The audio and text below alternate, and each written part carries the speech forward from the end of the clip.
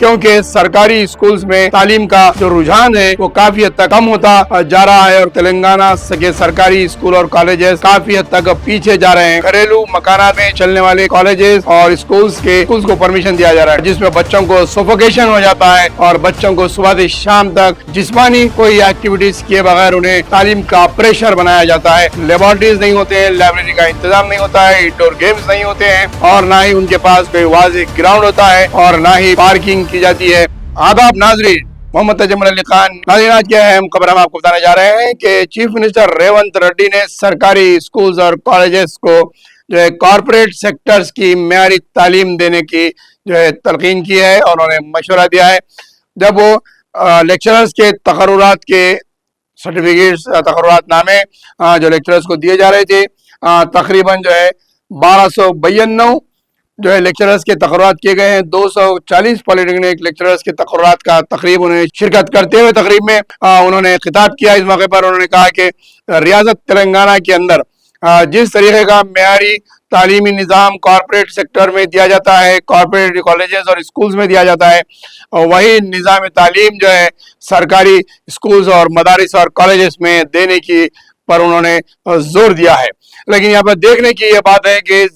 Corporate schools اور corporate colleges کو جس طریقے سے بڑے پیمانے پہ پرمیشنز دیے جا رہے ہیں، اس میں اگر دیکھا جائے تو گھریلو مکانات میں چلنے والے کالجز اور سکولز کو پرمیشن دیا جا رہا ہے۔ ڈومیسٹک ایریاز میں کالجز کو پرمیشن دیا جا رہا ہے جہاں پر لیبارٹریز نہیں ہوتے ہیں، لائبریری کا انتظام نہیں ہوتا ہے، انڈور گیمز نہیں ہوتے ہیں اور نہ ہی ان کے پاس کوئی واضح گراؤنڈ ہوتا ہے اور نہ ہی پارکنگ کی جاتی ہے، اور کلاسز ایک دم چھوٹے قسم کے کیبن ٹائپ کے کلاسز بنائے جاتے ہیں جس میں بچوں کو سفوکیشن ہو جاتا ہے اور بچوں کو صبح سے شام تک جسمانی کوئی ایکٹیویٹیز کیے بغیر انہیں تعلیم کا پریشر بنایا جاتا ہے۔ دیکھا جائے تو کانگریس حکومت کے اقتدار میں پہلے سال 55,163 جائیدادوں پر تقررات کیے گئے ہیں۔ چیف منسٹر نے کہا کہ حکومت اساتذہ کے تبادلے اور انہیں ترقی دینے کے اقدامات کر رہی ہے جو گزشتہ کئی برسوں سے زیر التوا تھے۔ اس کے بعد انہوں نے ٹیچنگ اسٹاف سے اپیل کی کہ وہ اس مسئلے پر سنجیدگی سے کام کرے۔ حکومت سرکاری اسکولوں کے طلبہ پر خرچ کر رہی ہے، وہ مستقبل کی سرمایہ کاری اور اسکول میں طلبہ پر فوری توجہ دینے کے طور پر بھی بات کی ہے۔ جہاں ریونت ریڈی حکومت تعلیمی میدان پر زیادہ توجہ دینے کی بات کر رہی ہے تو کیونکہ تعلیم کا خلندان خود چیف منسٹر کے پاس ہے اور سرکاری سکولز کا تعلیمی معیار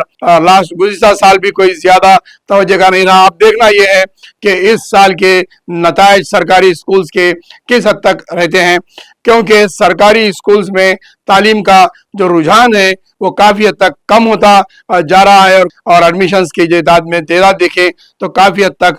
کم ہو چکی ہے۔ انفراسٹرکچرز نہیں ہیں، بچوں کو فرنیچرز نہیں ہیں، اچھے لیکچررز کا تقرر نہیں ہے۔ کالجز کا وہی حال ہے تو جو ہے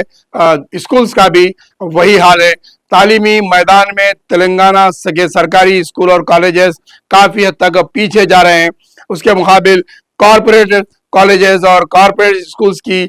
تعلیم میں لاکھوں روپے کے فیس وصول کیے جا رہے ہیں اور سرپرستوں کے لیے کافی حد تک مالی بوجھ بنایا جا رہا ہے۔ بچوں کو ذہنی طور پر تناؤ بنایا جا رہا ہے کہ فیسوں کو لے کر اور تعلیمی معیار پر ہر کالج ہر اسکول اپنے کالج کے نتائج کے لیے بچوں پر کافی زیادہ اسٹڈیز کا پریشر ڈالا جا رہا ہے۔ سرکاری سکولز کی تعلیم کا معیار اس کو بڑھانے کے لیے حکومت کو چاہیے کہ کارپوریٹ کالجز اور کارپوریٹ سکولز کے جو رجسٹریشنز ہے، جو ریکگنائزیشن ہے، جو پرمیشنز ہے، ان کو کم کرتے ہوئے تعلیم کے معیار کی طرف سرکاری اسکولوں کی طرف حکومت زیادہ رجحان دینا چاہیے، اس کا معیار بڑھانا چاہیے، اس کی عمارتیں اچھی اور اس کے اندر جو ہے اچھے فیسلٹیز پرووائڈ کریں تو جو ہے کارپوریٹ کالجز کی طرف عوام کا رجحان کم ہو سکتا ہے اور کم جو تعلیم کا ایجوکیشن رائٹ جو ہے وہ بچوں کو اور سرپرستوں کو ایجوکیشن رائٹ کے تحت انہیں مفت تعلیم، کم خرچے کی تعلیم مل سکتی ہے تلنگانہ کے اندر عوام کو۔